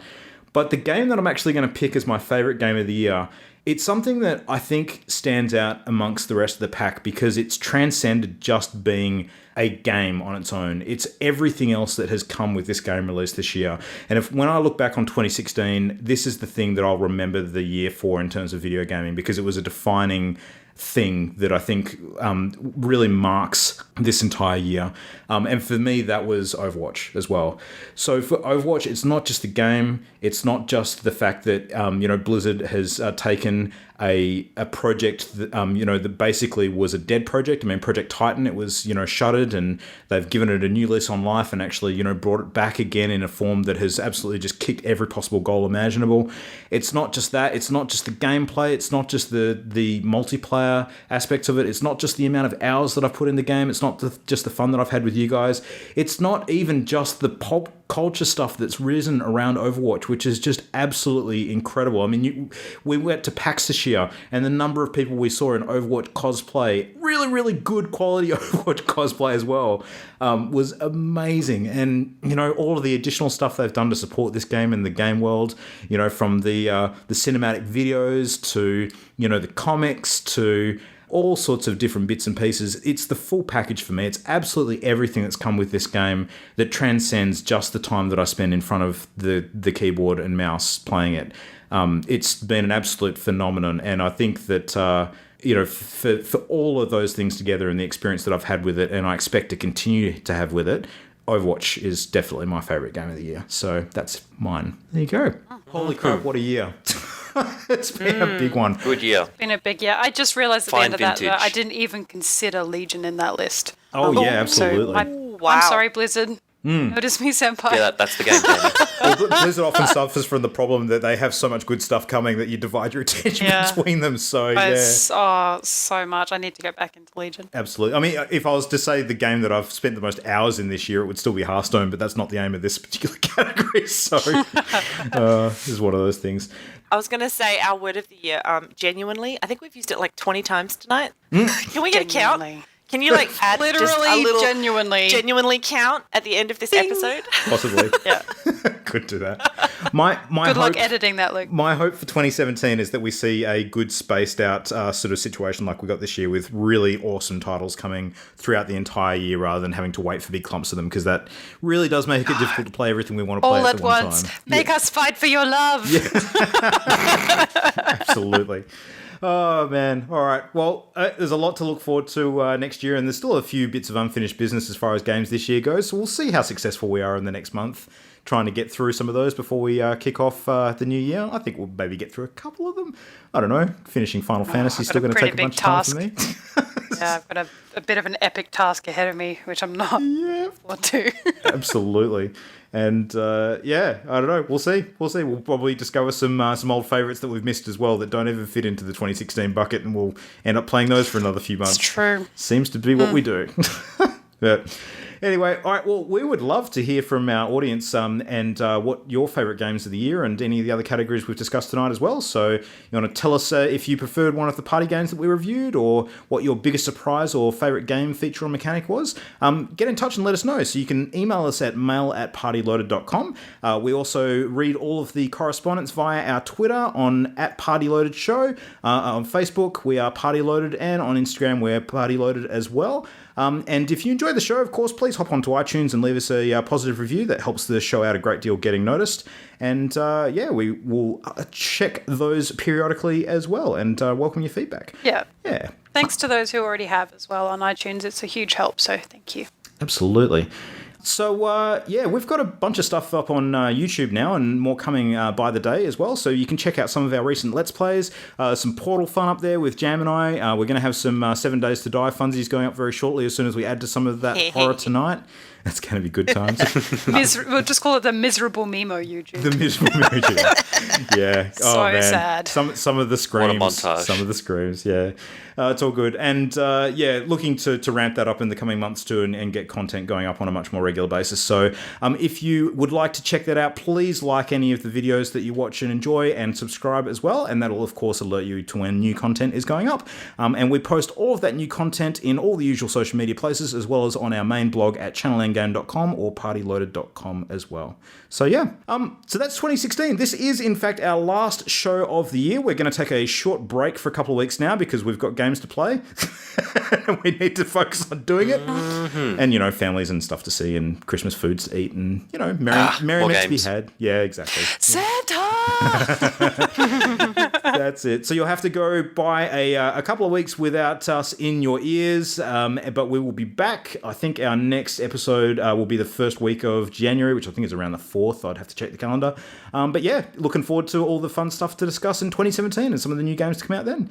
But yeah. I hope everyone gets happy little gifts of video games. Absolutely. Let us know what you get for Christmas / actually, holidays. I want to mention this because I totally forgot to at the beginning of the episode. Thank you very much for your Christmas present, Jam, which was, of course, was 7 Days to Die. But thank you, Ollie, for the present that you gave all of us last week as well. So Oliver yes. was That was very, wicked. very generous and actually got some awesome sort of metal artwork done up of our favourite retro video games. Well, not always retro, but some of the old Yeah, classics. Overwatch, super retro. Yeah, that's Super not, retro. not super retro. That will be retro one day, I'm sure. But no, I got a really, really cool Metroid print. Imogen, yours was a Horde poster from WoW. Horde symbol for the Horde. Ollie, what was yours? Yours was a One Punch Man thing, wasn't One it? Punch Man. One Yeah. punch. And Diva from Overwatch for Jam, so I very got a generous. diva. Yeah, It's just setting Awesome. the Alright. setting the Santa presents high, guys. that's it. No, it was super good.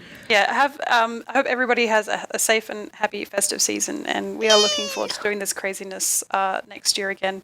Stoppy part Happy is we New couldn't Year. do this without you guys listening, so thank you, and thanks for all the people who've got in touch with me and said they enjoy listening to the podcast and they've started picking up games and stuff again. That's really cool to hear. So thanks, team. We will continue to enable you in the best way we possibly can. Yeah, welcome to our disease. That's it. Ugh. Yeah, absolutely. You've already got it, Lolly. Yeah. Well, speaking of diseases, shall we all go off and contract some zombie plague and rot? It sounds like the thing to do tonight. Mate, I haven't even died Mate, yet. we're gonna survive. So no. I haven't even died yet either. All right. No, I Well, died once. I lied. Lie. You lie. I did. Oh I had to God, we're never sacrifice going to myself. survive this. Our friendship is not going to survive night 7, guys. It's not going to happen. the night is young. All right. Well, anyway, while the night is young, we'll call it there. And happy New Year, everybody. If we don't sort of speak to you between now and then, and we will be chatting to you again through the internets, through your ear holes, very, very soon. Good night, everyone. Good night. Bye. The Party Loaded podcast is a Channel Endgame production. For this and more great gaming content, bookmark channelendgame.com.